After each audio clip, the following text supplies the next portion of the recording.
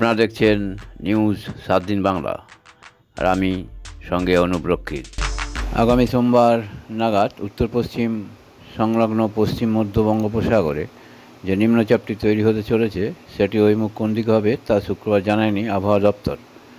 তবে আগামী কয়েকদিনে দক্ষিণবঙ্গে বৃষ্টির মাত্রা বৃদ্ধির কোনো পূর্বাভাস দেওয়া এখনও হয়নি। আন্দামান দ্বীপপুঞ্জ, ওড়িশা এবং উত্তর পূর্ব ভারতে 26শে সেপ্টেম্বর পর্যন্ত বেশি মাত্রায় বৃষ্টির পূর্বাভাস দেওয়া হয়েছে। এই তালিকায় দক্ষিণবঙ্গ না থাকলেও হিমালয় সংলগ্ন উত্তরবঙ্গ ও সিকিমে 26শে সেপ্টেম্বর বেশি মাত্রায় বৃষ্টি হতে পারে বলেই জানাচ্ছেন আবহাওয়া দপ্তর।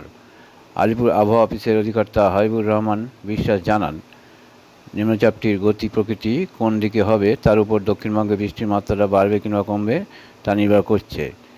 নিম্নচাপটির সম্ভাব্য গতি প্রকৃতি পরিষ্কার হতে আরও কয়েকটা দিন লাগবে। আপাতত দক্ষিণবঙ্গে বিক্ষিপ্ত বৃষ্টি হবে। তাপমাত্রা বৃদ্ধির জন্য যে অস্বস্তিকর গরম পড়েছে তা এই সময় স্বাভাবিক বলেই জানাচ্ছেন বিশেষজ্ঞরা।